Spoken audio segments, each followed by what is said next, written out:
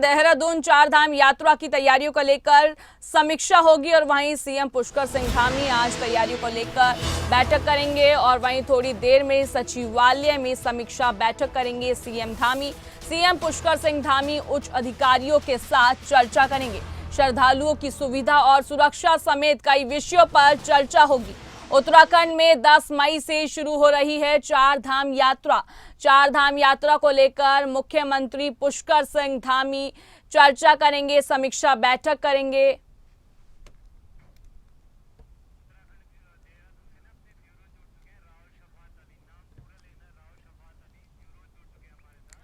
हमारे साथ ज्यादा जानकारी के लिए उत्तराखंड से हमारे ब्यूरो राव शफात अली जुड़ गए हैं।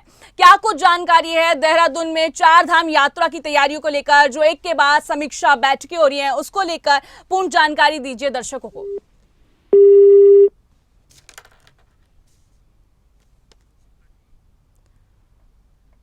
चार धाम यात्रा को लेकर समीक्षा बैठकें की जा रही हैं। सीएम पुष्कर सिंह धामी आज तैयारियों को लेकर समीक्षा बैठक करेंगे। जी हां, इस वक्त की बड़ी जानकारी आपको बता रहे हैं। देहरादून चार धाम यात्रा की तैयारियों को लेकर होगी समीक्षा बैठक और वहीं सीएम पुष्कर सिंह धामी आज तैयारियों को लेकर समीक्षा बैठक करेंगे थोड़ी ही देर में और वहीं सचिवालय में समीक्षा बैठक करेंगे सीएम धामी।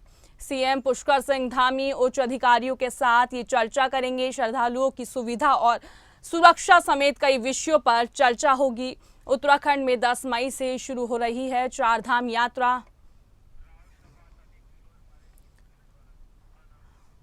हमारे साथ हमारे ब्यूरो राव शफात अली जुड़ चुके हैं, उनसे जानकारी लेते हैं चार धाम यात्रा को लेकर। आज उत्तराखंड में पुष्कर सिंह धामी जो चर्चा करने वाले हैं, समीक्षा बैठक करने वाले हैं, बैठक को लेकर क्या कुछ जानकारी है, दर्शकों को विस्तार से बताएं।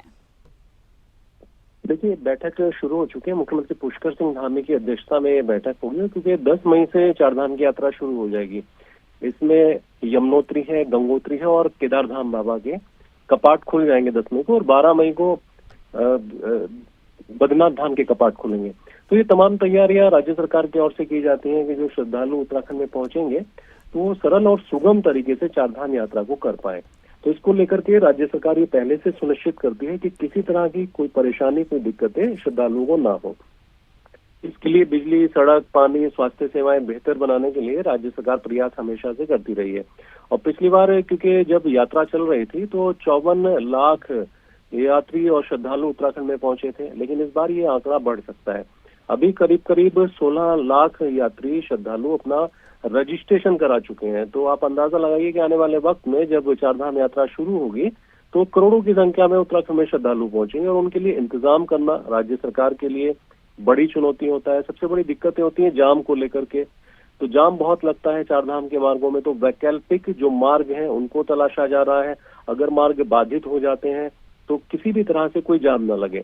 इसके साथ जो स्वास्थ्य सेवाएं हैं वो बेहतर हो, इसके साथ जो बिजली और पानी की व्यवस्था है चार धाम यात्रा में वो बेहतर हो।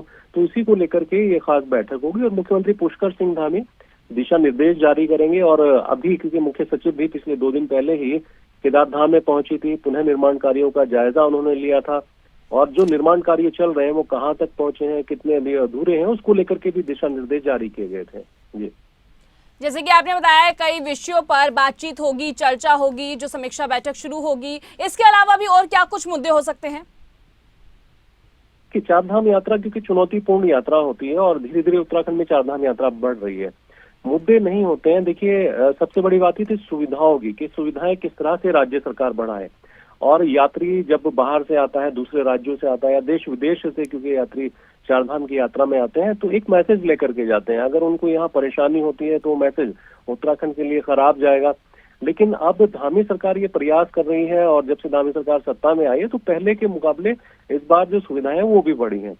सबसे बड़ी बात होती है कि बाधित ना हो मार्ग, किसी तरह की कोई परेशानी ना हो, स्वास्थ्य सेवाएं उनको बेहतर मिले और सुगम यात्रा हो। सबसे पहला जो प्राथमिकता होती है राज्य सरकार की वो श्रद्धालु के लिए सुगम यात्रा की होती है और जो भी चार धाम के दर्शन करना चाहते हैं वहां किसी तरह की कोई परेशानी उनको ना हो।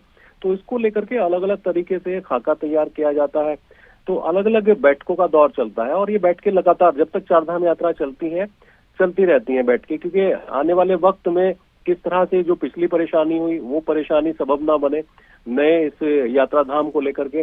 तो ये तमाम जो भी दिशा निर्देश हैं वो जारी किए जाते हैं राज्य सरकार की ओर से, स्थानीय प्रशासन की ओर से, ये बैठकें चलती हैं। जी, आपने तमाम जानकारी दी, जानकारी के लिए बहुत बहुत शुक्रिया।